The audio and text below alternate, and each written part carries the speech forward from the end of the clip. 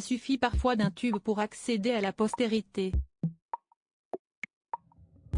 Si peu de chansons parviennent à marquer considérablement la culture populaire mondialisée, un Français y est tout de même parvenu, Patrick Hernandez avec son mythique Born to Be Alive, sorti en France en 1979. Le single, qui a donné son titre au premier album studio du chanteur, s'était alors classé N-1 en Autriche, en Suède, en Norvège et en France. Est-ce que vous aviez anticipé un tel succès? C'est quand même dingue. Et puis de vivre encore pendant tant d'années derrière grâce à cela? L'a questionné Bernard Montiel qui le recevait sur le plateau de TPMP People sur C8, ce samedi 17 juin. C'est là où effectivement un compositeur peut faire un petit peu de beurre, a alors confessé le septuagénaire tandis qu'il était interrogé sur l'utilisation de son titre culte dans de nombreuses publicités. Patrick Hernandez n'est pas que l'interprète de Born to Be Alive puisqu'il en est également l'auteur-compositeur et le parolier.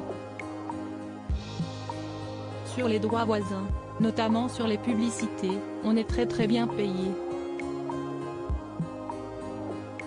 Ce sont des contrats que l'on signe et on demande ce que l'on veut, c'est accepté ou c'est refusé, a-t-il expliqué avant de préciser qu'il avait justement conclu 4 contrats publicitaires, rien qu'en 2022, 2 en France, 1 en Autriche et le dernier au Mexique. Effectivement, c'est quelque chose qui met du beurre dans les épinards, a-t-il alors plaisanté. Patrick Hernandez, Jean-Pierre Madère, Julie Pietri. Que deviennent les artistes stars des années 80?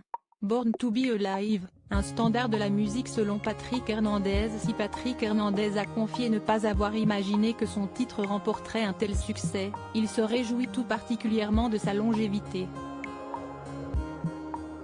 La plus belle des surprises, ça a été de passer du tube au standard, s'est-il ainsi autocongratulé avant de préciser sa définition d'un tube.